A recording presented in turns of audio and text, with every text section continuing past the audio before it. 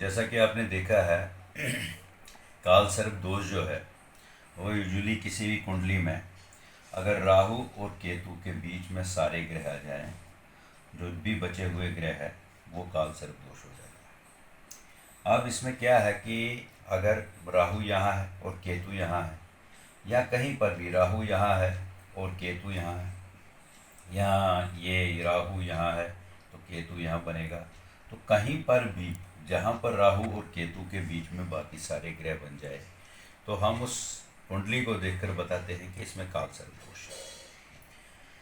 लेकिन मैंने ये वीडियो क्यों बताई, क्योंकि आजकल बहुत से वीडियोस जो सोशल मीडिया में वायरल है कि काल सर्प दोष जो है वो बहुत ही घातक होता है, या इसकी वजह से जो जातक का जीवन है वो प्रायः संघर्षमय रह जाता है या उनके काम में डिले आ जाता है।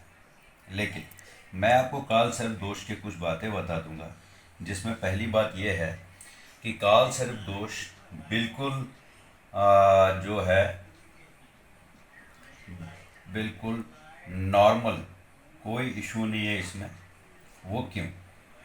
क्योंकि जब राहु और केतु के बीच में बाकी जो ग्रह आ जाएंगे तो वो कहीं ना कहीं योग बना लेंगे, और काल सर्प दोष में राहु केतु का तभी दिक्कत आ जाएगा जब राहु की महादशा या केतु की महादशा लगेगी, और वो भी पीरियड सारा खराब नहीं रहेगा। सिर्फ उस समय जब राहु के अंतर में महादशा और अंतरदशा में दोनों में राहु रहेगा, और केतु की महादशा और अंतरदशा में दोनों का केतु का पीरियड आ जाएगा। और एक बात मैं आपको दूसरा ये बता दूंगा कि इसमें भी हम कहते हैं अगर राहु छठवें में हो और केतु 12वें में हो तो ये काल सर्प दोष नहीं, ये बहुत बढ़िया माना जाता है, क्योंकि छठवें में राहु उच्च का हो जाता है और 12वें में केतु उच्च का हो जाता है। तो उस समय जब ग्रह बीच में पड़ते हैं तो ये राहु और केतु का जो काल सर्प दोष है इसमें नहीं हो जाता है।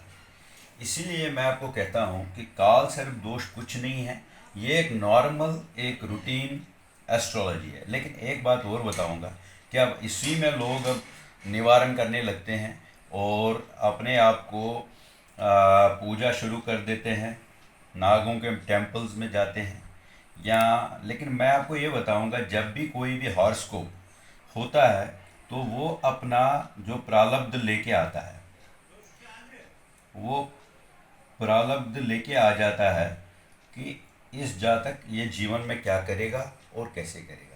इसमें आजकल जो आप देखते हो सोशल मीडिया में, कोई कहता है नंबर हाथ में लिखिए शुक्र ठीक हो जाएगा, राहु के लिए आप चांदी पहन जाइए राहु शांत हो जाएगा।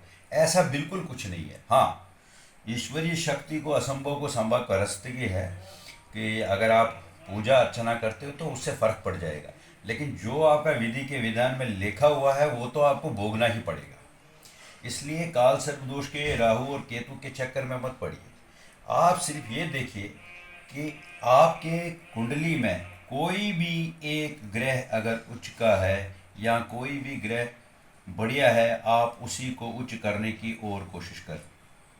वो आप स्टोन पहन के कर सकते हैं, किसी के में बृहस्पति अच्छा होता है। और आप ये काल सर्प दोष को मैं एडिशन एक करूँगा, आप देखिए सचिन तेंदुलकर की जो कुंडली है या धीरू भाई अंबानी की कुंडली है, उनमें भी काल सर्प दोष है, लेकिन वो इतने सक्सेसफुल हो गए।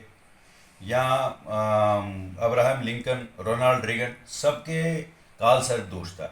तो इसलिए काल सर्प दोष को इतना हाइपर लोगों में करा गया है कि जिसको भी बोला अरे राहु केतु के बीच में ग्रह है तो ये आपको दिक्कत दे देगा। लेकिन आप सोचिए जब राहु और केतु के बीच में कहीं पर भी, मैं आपको एक बता देता हूँ, आप ये देखिए, मैं एक आपको एग्जांपल दे देता हूँ। अब ये राहु और केतु है, अब इसके बीच में ग्रह है, यानी कि यहाँ सारे ग्रह आ जाएंगे तो ऑटोमेटिकली कहीं ना कहीं तो राजयोग निर्माण करेंगे ही करेंगे, क्योंकि इन 1 2 3 4 5 6 7 में तो सारे 9 के 9 ग्रह आ रहे हैं। तो इसलिए ये सिर्फ एक आपको डराने का है कि काल सर्प दोष है। हाँ, निवारण के लिए आप काल सर्प दोष के लिए आप भगवान की पूजा अर्चना तो है ही है, और आप ये कह सकते हो कि आप अपने उंगली में वो जो सांप बना हुआ वो चांदी का अंगूठी पहन लीजिए। लेकिन उसके बावजूद भी आप अपना ये देखिए कि आपकी महादशा किसकी चल रही है। अगर आपकी महादशा और अंतरदशा चल रही है, राहु की नहीं चल रही है, तो कालसर्प दोष आपका कुछ नहीं करेगा। आपका महादशा और अंतरदशा अगर राहु या केतु की नहीं चल रही है तो कुछ भी नहीं होगा, वो उस पीरियड में होगा जब इन दोनों की महादशा या अंतरदशा आ जाए। हाँ, एक और बात है, उस समय भी देखना है कि आपका राहु कहाँ है। जैसे मैंने अभी बोला आपको छठे में राहु है तो ये तो बहुत उच्च का है, और 11वें में केतु है तो ये और उच्च का है। तो मेरा कहने का मतलब है कि अगर यहाँ काल सर्प दोष नहीं अप्लाई होता है तो यहाँ कैसे होगा, या यहाँ जो बोलते हैं राहु केतु यहाँ हो जाएगा और बीच में सारे ग्रह जाएंगे, तो यहाँ भी नहीं अप्लाई होगा। तो मेन है आपने अपनी महादशा देखनी है, अंतरदशा देखनी है, एवं प्रत्यंतर दशा देखनी है, या सूक्ष्म दशा देखनी है। तो उससे आपको बिल्कुल आप महीने महीने का अपना पूरा एनालिसिस कर सकते हैं कि मेरा ये पीरियड कैसा जाएगा।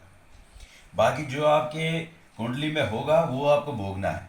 लेकिन मैं ये कहता हूँ हर एक कुंडली को भगवान ने एक इक्विलिब्रियम इक्विलिब्रियम बना के भेजा है, जिसमें पॉजिटिव्स भी बहुत होंगे और नेगेटिव्स भी बहुत होंगे। किसी के भी जो जातक की पत्री में 100% आपको सारे ग्रह ठीक नहीं मिलेंगे, आपको कहीं पर कम मिलेंगे और कहीं पर। लेकिन जो आपके उच्च के हैं उन उच्च को कर लीजिए। जैसे बृहस्पति उच्च का है तो देख लीजिए कितना पुखराज पहनना है, कितने ग्राम का, कितना आपका बॉडी वेट है, उस हिसाब से पुखराज पहन लीजिए।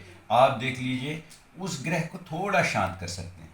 बाकी जैसे शुक्र को मैंने ये भी कहा कि परफ्यूम लगाने या हाथ पे 6 लिखने से कुछ नहीं होगा, ना तो कोई चांदी का छल्ला लगाने से कुछ होगा। बस ये है, आप अपने आप को कुंडली को एनालाइज कीजिए, अपना टाइम पीरियड इस समय क्या चल रहा है, महादशा अंतरदशा देखिए, और अपने प्लैनेट्स में देखिए जो भी आपका टॉप प्लैनेट है, सबसे बेस्ट प्लैनेट है, उसी को जितना एनर्जाइज कर सकते हो वो कर लीजिए।